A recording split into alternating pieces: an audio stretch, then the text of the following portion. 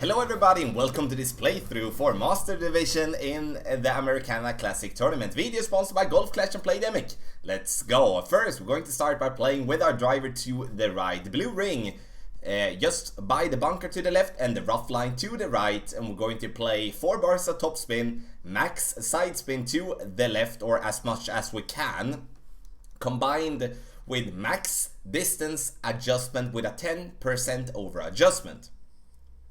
And this will take ourselves down there towards the fairway, and we do want to hit a mark around 335 yards.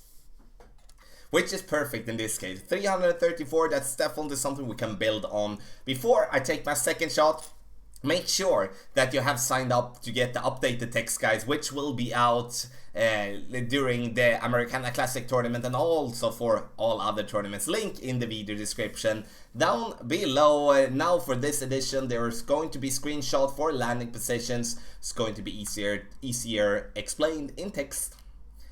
Second shot that we're going to play on hole 1 is going to be slightly more over adjusted than before. I know I've stated in earlier guides to play that one without anything extra, but I'm playing this one 20% extra. You could play that one with just a normal max number adjustment, but I play medium distance with a 20% extra. And see if you follow here, and this is where we do have a text guide which is perfect to combine with this type of tricky adjustment that we're gonna do here. White ring by the Goliath to the bunker on the right with 3 bars of backspin.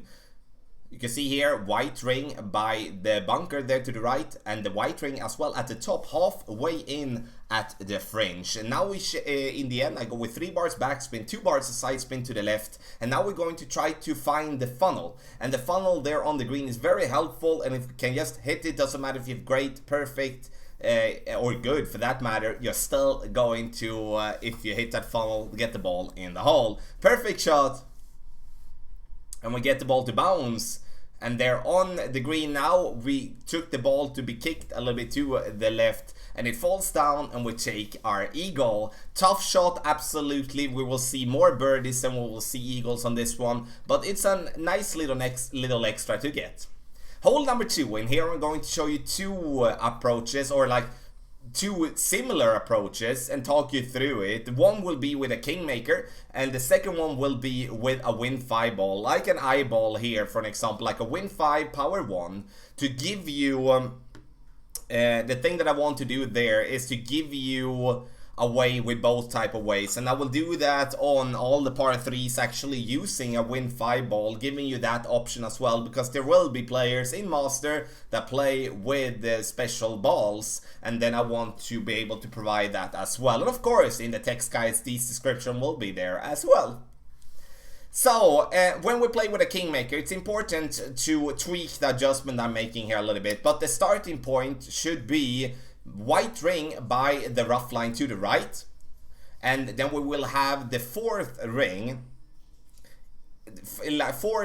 by the bunker. So the white ring should completely fall down into the bunker. I know it's tough to keep track of that with the 4th ring, but that's at least the plan to start with. And here I'm going to not use any spin whatsoever. I'm going to play max distance with a 30% extra adjustment.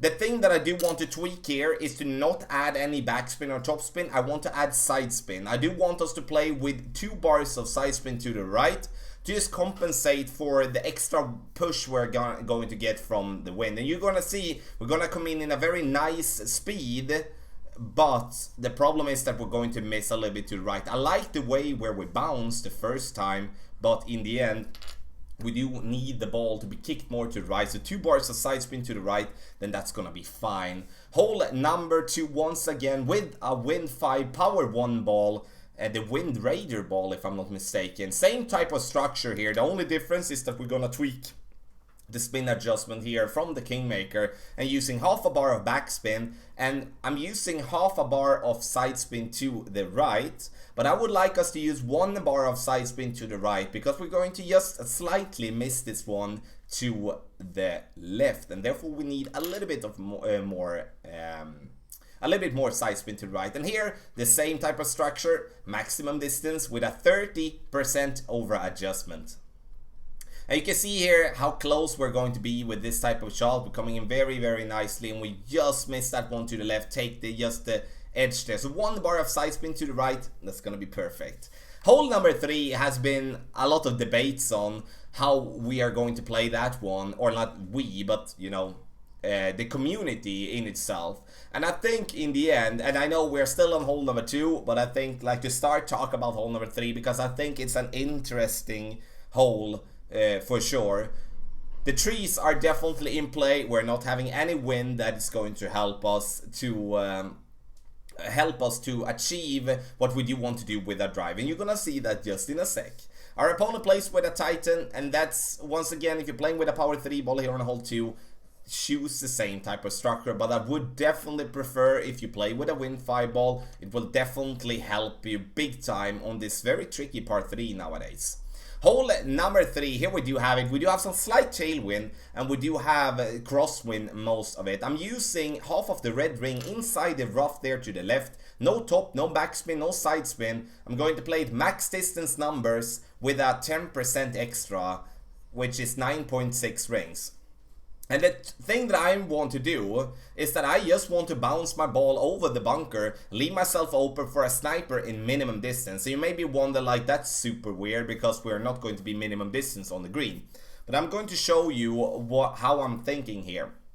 So we do have the trees on the top left, which will be in play if we go too far. So the way to take that away is to first, like, to try to do as our opponent's doing. Play with a berserker ball, max overpower, and not max curl, but with a decent amount of curl to the right, and get ourselves in there to the right. The thing that we risk there is that we do risk to go into the trees to the right, and risk going into the sand, we risk going into the bunker, sand, same thing, and risk going into the rough. You can see here that our opponent is doing that this time, and now the albatross is basically gone completely. Now it's basically to try to save the eagle, and I want to have an opportunity every single time. So I'm going to back up, I'm going to bounce over the rough and the sand, which is going to take away the trees that we do have on the top left. 1.8 bars top spin, not 2 bars. I've tweaked that one a little bit. 1.8 bars instead of 2. Line up so you give yourself around 2 squares of room before the pin comes with the ball guideline. Then we're going to play minimum distance with a 10% extra adjustment. That might be tweaked depending on the distance you have on your drive.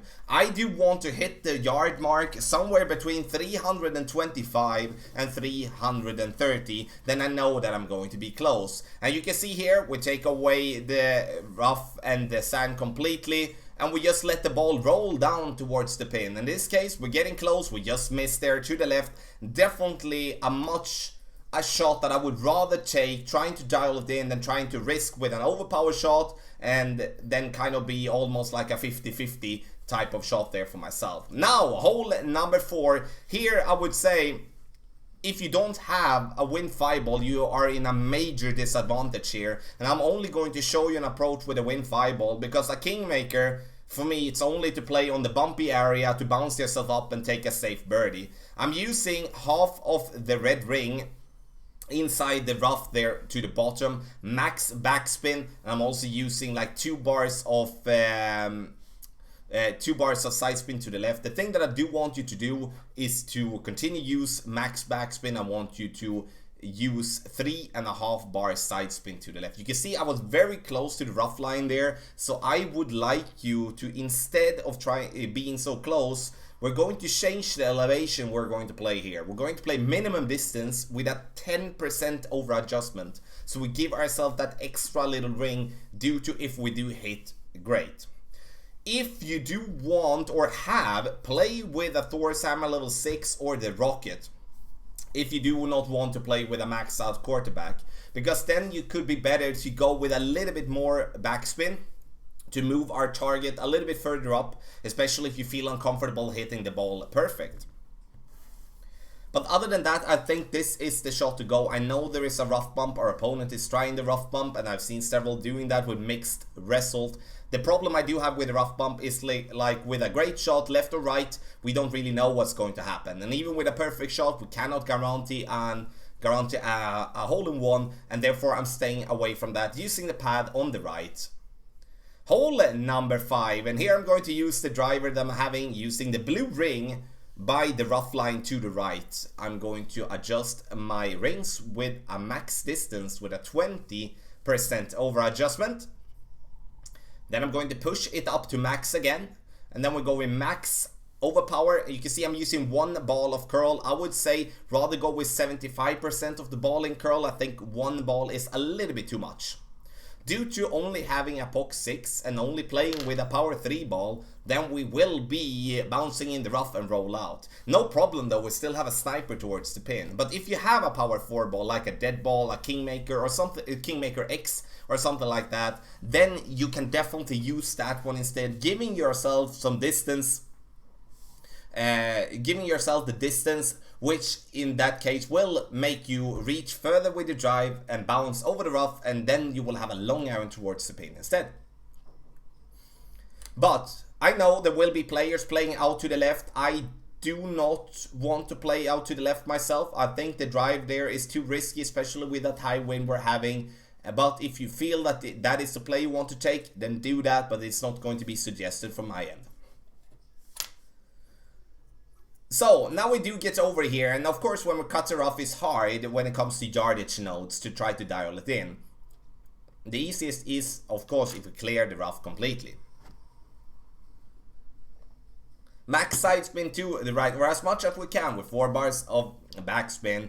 And here in this case I'm going to aim a little bit to the right of the pin, around 1 green square to the right, like 1.5 that might be honestly when I see here. So 1.5 green square is going to be the mark here for this shot. And then we're going to play maximum distance with a 10% over adjustment.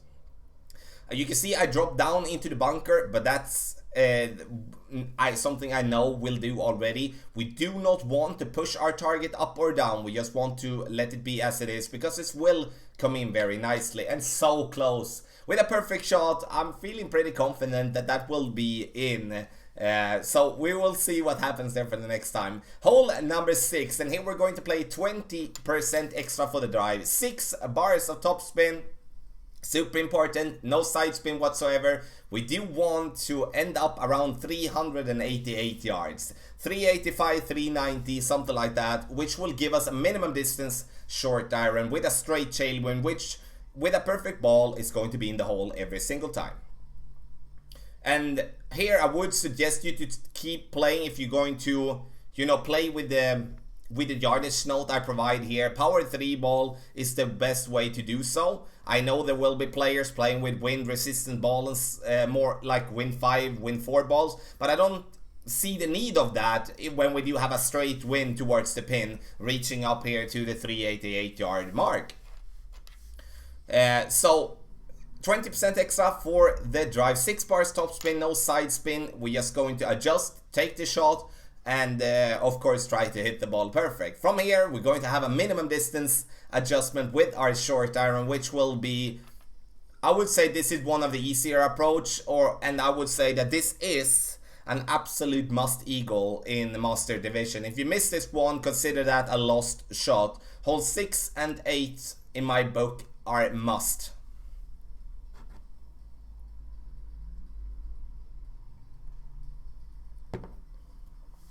So our turn, minimum distance adjustment, and here the trick that I'm having here is that I'm not using any top spin, any back spin, any side spin, and I'm going to use the fairway before the green to give myself a more consistent bounce and a more consistent roll towards the pin. And you can see here that I'm leaving the ball guideline a little bit short due to the tailwind we're having, so we need to compensate for the extended push we're getting, or extended ball guideline we're getting from the tailwind. So approximately half a square before the pin is going to be perfect. And here you can see that the wind is dead straight, you know. So the only thing we need to focus on is to hit this ball perfect, and then it's going to be in the hole. Perfect ball, we bounce on the fairway, get a very nice roll towards the pin, not hot, not slow, and we get in the hole perfect. And we're gonna go to hole number 7. Hole number 7 is also a hole where I'm going to show you 2 approaches.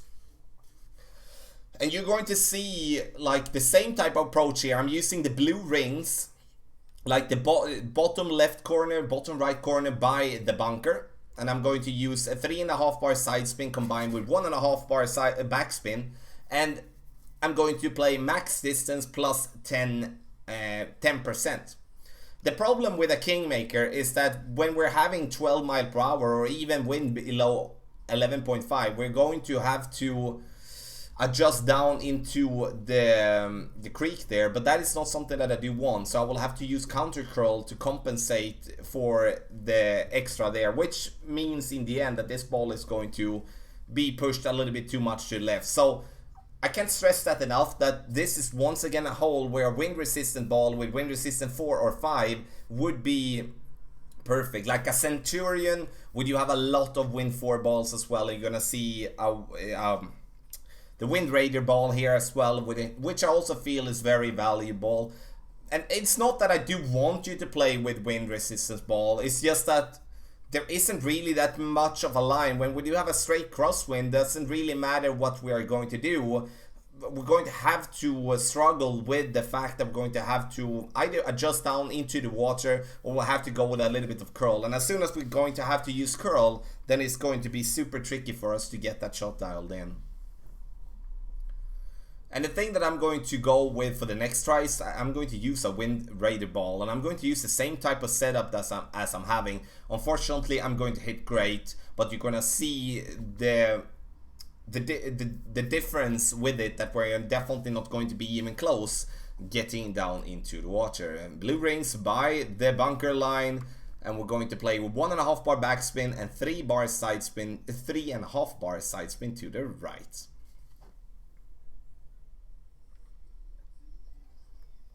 And then we're going to play maximum distance with a 10% over adjustment, which is going to give us around 7.6 rings. And we're going to play a perfect shot, is the plan at least, but I hit great left, which is going to make my ball miss to the left, unfortunately. Otherwise, this is a perfect shot, and with a perfect shot it would be, if not in, super close with a good speed. So here you can see the difference with a wind 5 ball. And we're gonna go to hole number 8, which we are going to play with only a power, and we're going to see first our opponent play with a wind 5 ball as well. But hole number 8, to start to get ready for that, is to use a power 5 ball, either a Berserker or a Snow Globe. And I'm going to play with a Snow Globe and show you a way that's going to be make that eagle pretty much easier than you maybe thought before. I think that our opponent here is using a too high of a position. You can see that he's just there by the max overpower, so by the overpowered line, which is going to be tricky. And he's also going to get a very high bounce, because the higher up you bounce on the hill, the higher the ball is going to bounce up. You can see here now, it gets so high up that it's so hard to control and see where the ball is going, how the ball is going to act once getting up there to the green. And now our opponent gets, in the end, the ball to fall down towards the green, and leave himself with a wedge. And of course this wedge shouldn't be a problem, but there's always pressure once we're not on the green on a par 3. So in the end, let's get ready for hole number 8. And hole number 8 is a key hole. We do need to make an eagle here. Here we do need to play with a Berserker or a Snow Globe ball. If we do have a Snow Globe ball, use that one. That could also be a Turbo ball, it could be a Diffusion ball, it could be a Ghost ball. There is a lot of them at the moment. Max backspin, 3 bar side spin to the right. You're going to aim for the final fairway before the rough and the bunker before the pin. 7.5 mile per hour is 50% of overpower, as you can see there on the screen. If you do have 19 mile per hour, which is the maximum you can get with a Snow Globe, then you're just going to go with around 15 to 20% of overpower. And then of course tweak from there. And you can see we landed very nicely on the green. I'm not looking for an hole-in-one. I'm looking for the ball to land nicely on the green or on the fringe or on the fairway, so I can chip it in for a simple eagle. If you do not have a snow globe, you will have to play with a berserker, and the only way for you to reach over to the second island is to have a wind that is above 15 miles per hour. Otherwise, I think that's going to be super tough. We're gonna see what happens with our opponent here, which has a 14.3.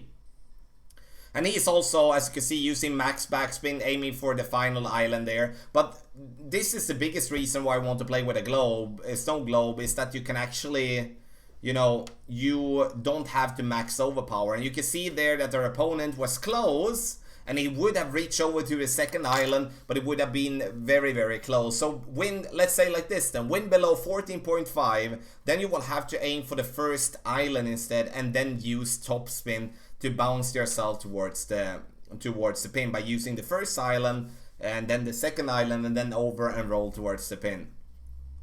Hole number 9, and here I'm going to mess up my drive a little bit. I'm hitting it great left, but I'm going to play this one just safe. The reason I want to add this in the tutorial is that I do feel that the hook shot that is here is like two-faced in my opinion. Sometimes we're going to get that shot. I'm gonna talk about this one first. Slight amount of overpower with a power 3 ball, max side spin to the left and 1 bar of backspin. Make sure that you're hitting the ball perfect and not great left, because now we're gonna end up in the rough just by the left side here, which is a bit unfortunate. It's still not going to be a problem to reach for the pin though, but it's a bit unfortunate. So the thing that you can do is stay away from the curl maybe and just line up. So the thing that I do is that I adjust my rings, push up my target into max distance, then I use like a 25% of overpower approximately to give myself that extra push there that we needed. So if you're going to go for the power hook, make sure that you know what you are doing, because I do believe after seeing so many shots in all from the same type of wind gets different result, which makes me like, is it really worth it? Because the fact is, if we do go short and we do cut the rough and do like our opponent is doing, and we do have a power 5 ball, yeah, and yes, you do have to have a power 5 ball, this shot here from the bunker and from the rough will of course give you a straight tailwind, but I don't like to have a sandwich or a rough iron with like a 15 or up to a 19 mile per hour in wind to get it to the green. And that's not something that I want to put myself in, at least not at the moment. Might something to be do if we find a reference, but I haven't found a reference. So in my book, the hook shot is still a bit inconsistent. So I'm not going to play with that in this playthrough. If I do feel a consistency with it, then I'm going to add it towards here on the channel for you to watch. But I don't want to teach something out that I feel is inconsistent. Rough iron, just take it to green and then you're gonna be safe.